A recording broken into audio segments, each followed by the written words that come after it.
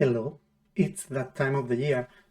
It was actually that time of the year like 1 month ago. Now it's February, but life happens. So we are gonna go now through my games of 2025. We're gonna rank them from number 19 because I play 19 games to number one. And I played 14 games on Steam Deck, 4 games on PS5, and 1 game on my Switch. I really need to play more on the Switch because then it's not worth it having it. So, before you send me like 100 messages and comments about like, oh, this game needs to be higher in the list. I mean, the lowest ranked game is 71, so I did enjoy all the games I played. They are really good. So, yeah. So let's go to number 19. Actually, we are gonna go through both of them because there is a tie. We started with a tie. So number 19 and number 18, they are both tied with a NAGU score of 71. So these games are Bastion and Psychonauts 2. And I enjoyed this game, so I don't have much to say. I mean, I played at the beginning of the year, so I don't remember. I do remember them. But yeah, like Psychonauts platformer is very original game. I liked it. I didn't play the first one, so it was a new experience for me. And Bastion was also a completely new experience for me, and I liked it. I just think for Bastion, I think something didn't really click. I think my expectations were a little bit high because the studio was the studio of Hades, so I was expecting more.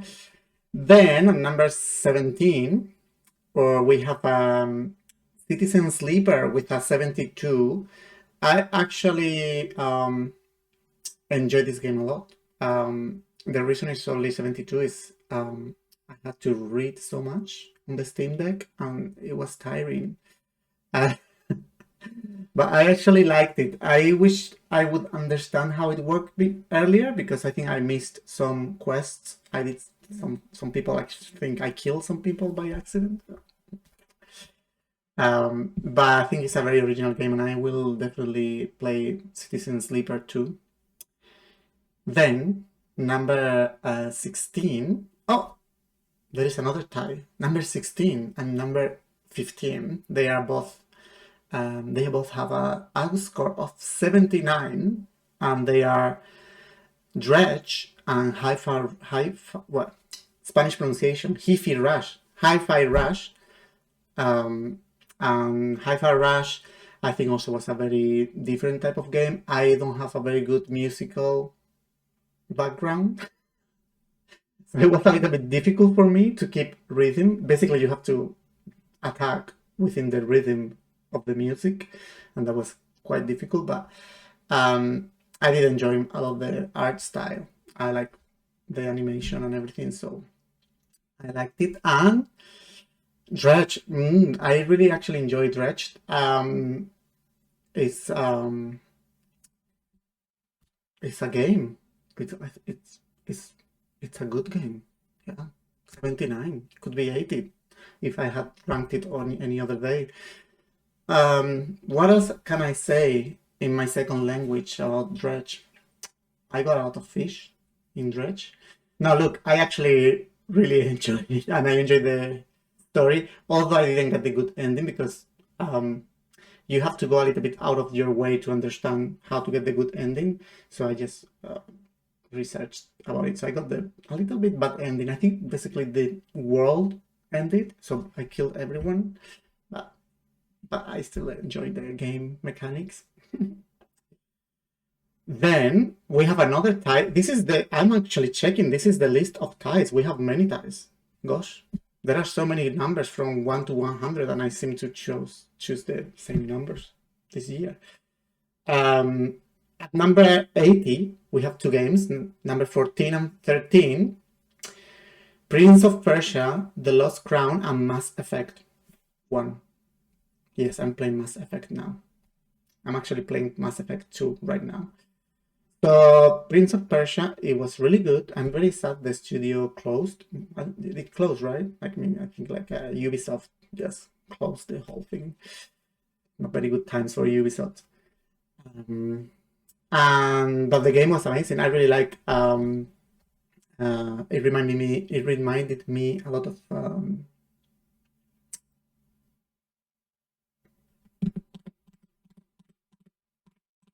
As you can see, it didn't remind me of anything.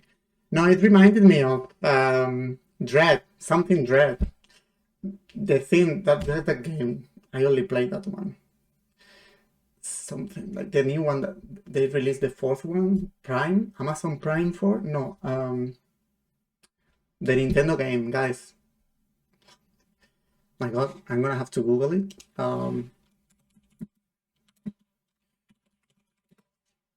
Metroid Prime. So it reminded me of Metroid Dread. Metroid Dread was a little bit better, I think, but still, like I had a lot of fun with the game. It's an 80.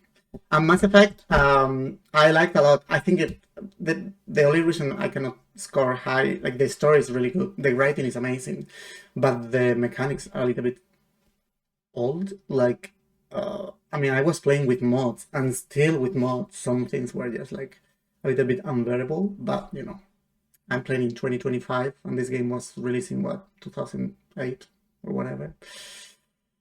So yeah. Next, in number 11, just one number out of top 10 is oh, spoiler alert, no, it's actually number 12. Number two, as you can see, I have rehearsed this video a lot.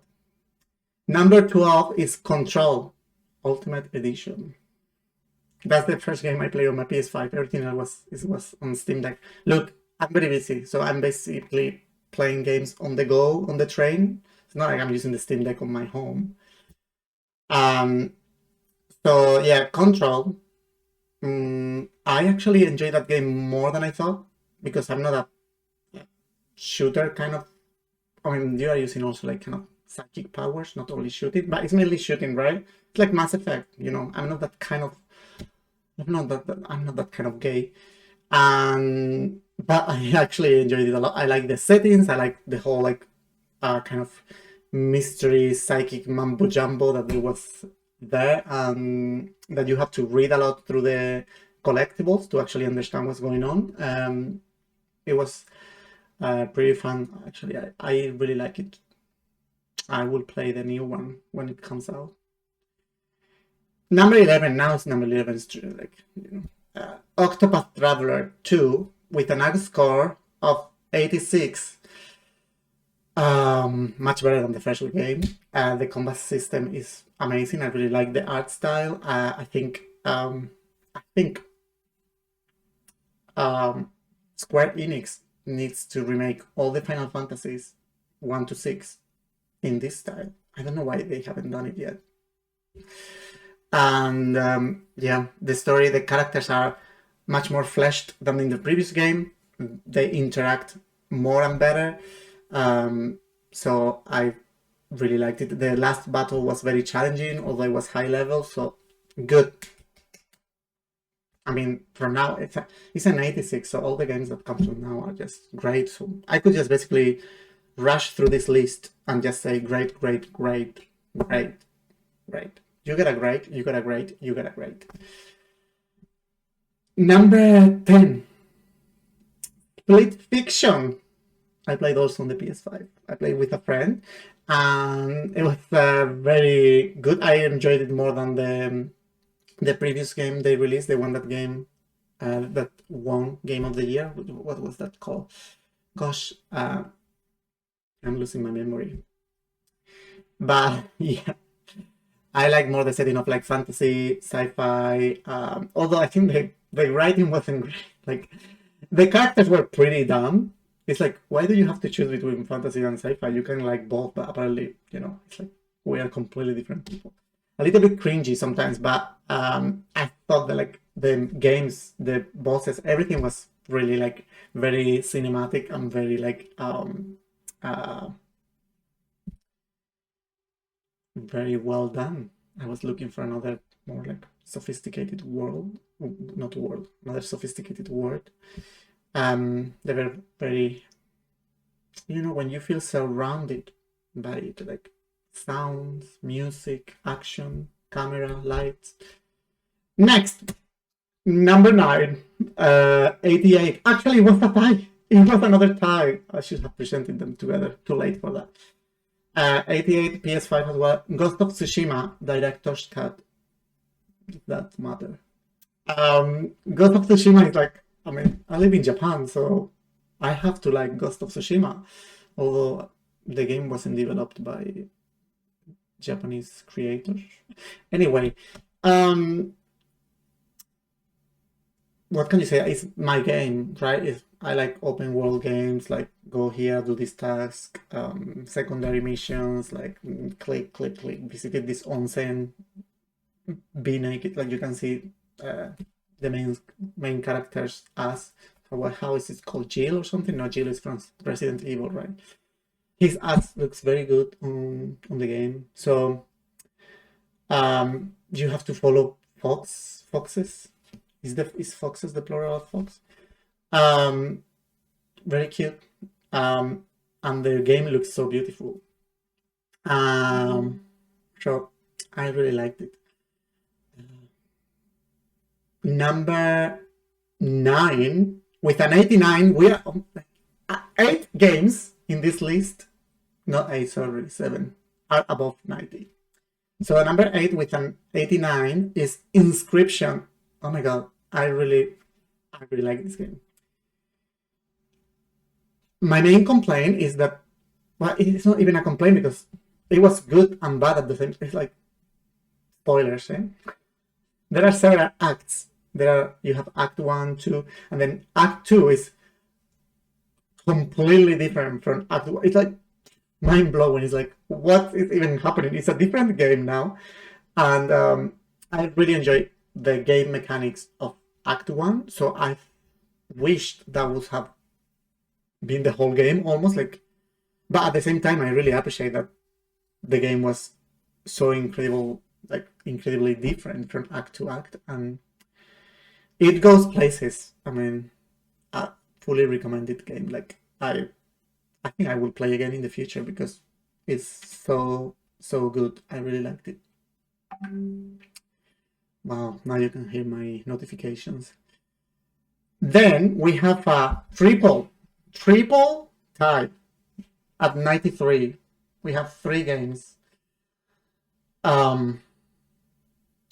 Chants of Sinner. I don't know if that's the proper pronunciation. Chants of Sinner. For those 3 people who are watching, just write the pronunciation in the comments. Not that if you write, I'm gonna be able to read it because I'm reading it now and I'm not able to pronounce it. Chants of Sinner, Dave the Diver, and Hades 2. I mean, Chants of Sinner is a puzzle game. I love puzzle games. It was about language. It was so well done. Like it clicks all those like good feelings when you solve the puzzle. It's incredible. Loved it. Dave the Diver, I spent so many hours playing this game. Like I spent I mean, you can make sushi in this game, and the sushi maker, the guy who makes sushi, the chef, is so funny. The whole cast is really funny, like amazing sense of humor. I thought it was a great game, to be honest. Like normally when I finish a game, I don't even play sometimes I take some time to play the extra content, the DLCs, but I really wanted to play the DLC of this game as soon as possible. So good.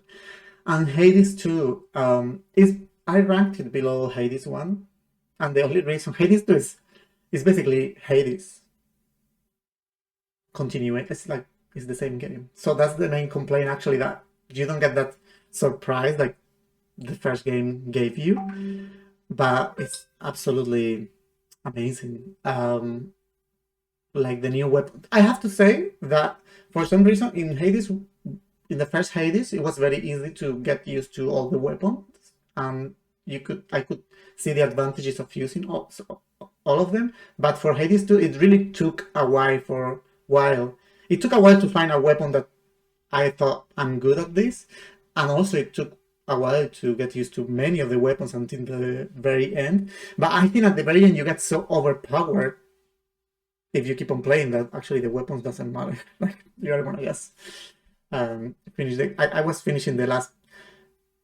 You get like it's challenging, but when you get to the final boss, probably it's gonna kill you several times. But once you defeat it, I found it really rare that he would defeat you again. Like you are gonna be like super. While I think in Hades 1 there was a little bit more like, oh, this time I win, but next round maybe I don't win. But with Hades 2 was like, yeah, once you win, you're almost certainly gonna win every time. But I mean, still like, I love the game. Number 4, with an average score of 94, is Dispatch. Wow, what a surprise. I didn't know anything about this game, and it's the funniest game. Probably one of, I don't know if the funniest game I ever played, because it's very difficult for a game to be funny, but this game is funny. And it's a superhero game, it's animation, it's something that I really like. So, to be honest, it's not a 10, a 100, sorry. Because I think the gameplay could be better. It could be a little bit better. But the story, the choose your own story kind of gameplay, I loved it. Like that you have many different endings. Also, like I talked to people and we chose things that you would have thought would direct you towards some ending, but it didn't. Like it, I think the game takes into account many of the decisions you take throughout the playthrough, and I got the best ending. I got the best ending. I know, because I'm a professional gamer. Okay, now we enter in the top 3. There are no more ties. So, number 3, with a 97, is Blueprints.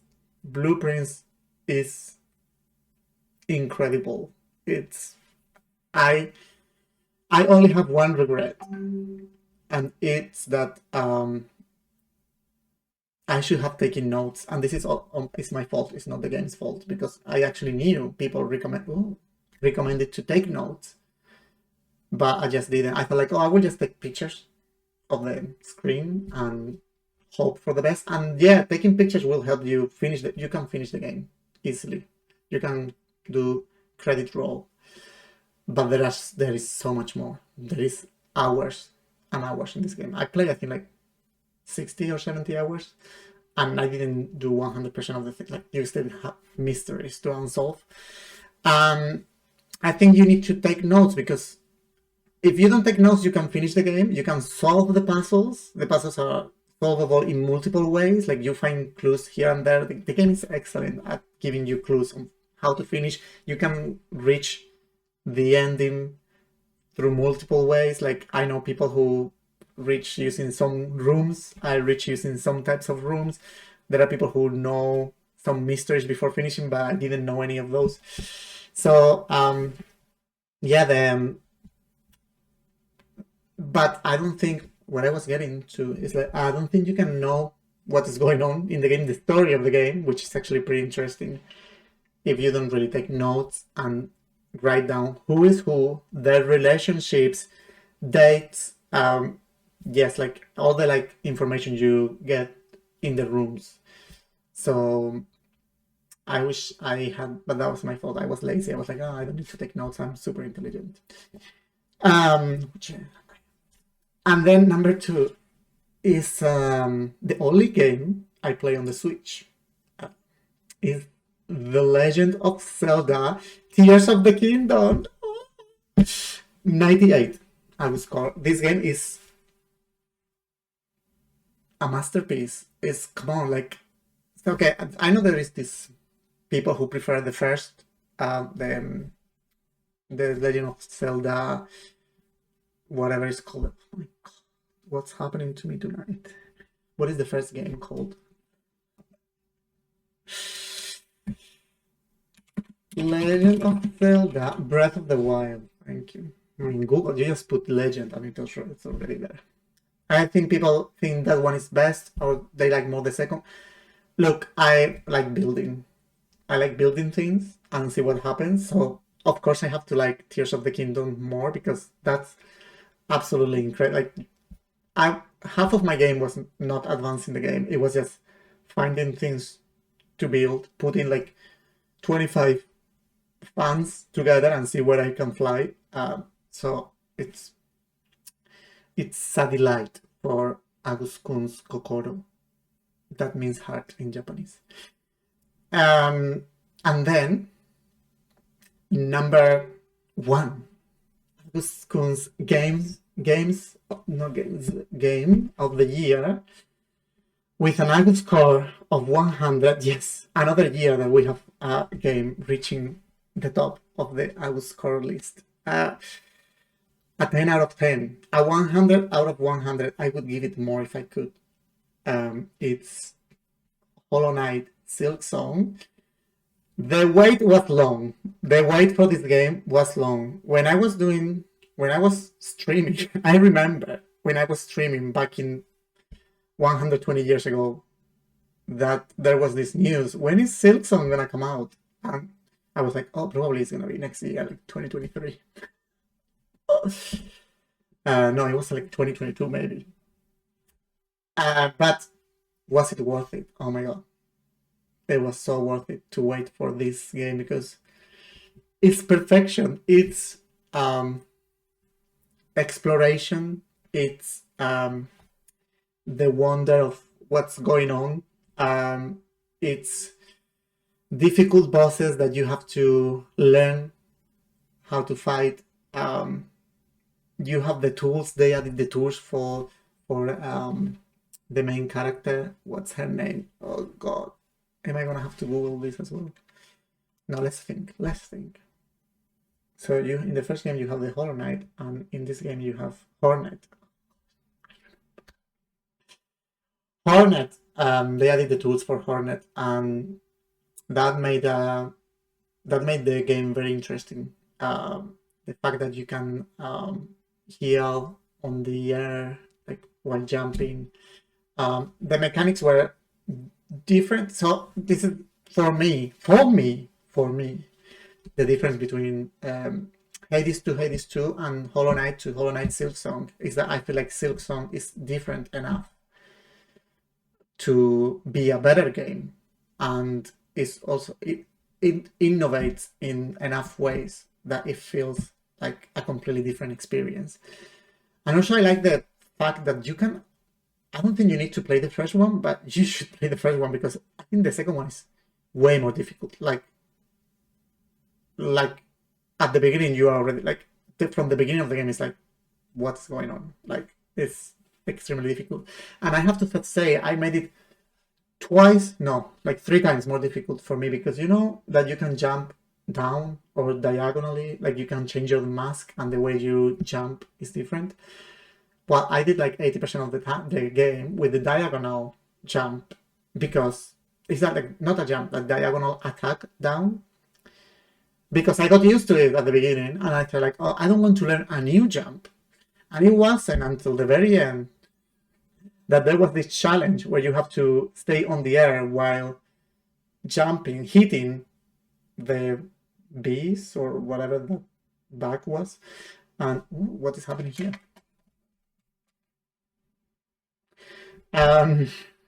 Since when was that there? So you had to jump and then it was impossible. I couldn't. I was like so mad. I tried like 50 times. And then I said, okay, I'm gonna go to the other mask and I'm gonna try to do the other attack while you are jumping, which is you go down like straight, not in the diagonal. And I did it in the first try.